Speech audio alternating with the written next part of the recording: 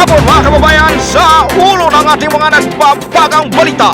Inyong makakasama si Boss Atoy dito lang sa ating programa ang si Lion Vlogs.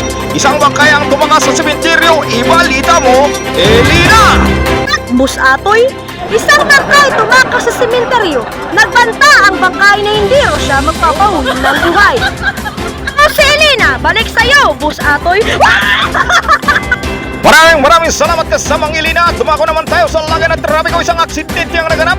Ibalita mo, Risha! Maraming salamat, Boss Atoy. Motorsiklo dahil na aksidente driver, hindi pa alam ang lagay kung buhay o patay.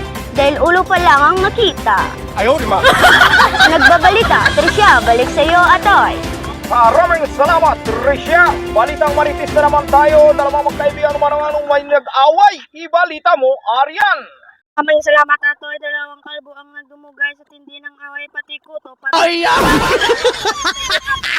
Maraming salamat, Aryan. At dumako naman tayo sa isa pang balita. Isang sunog ang naganap dito sa Negros Occidental. Ibalita mo, Edward.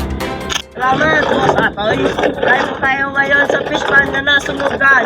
Nagampang ang mga isda, puro sa mga tao na Sunog! Sunog! Sunog!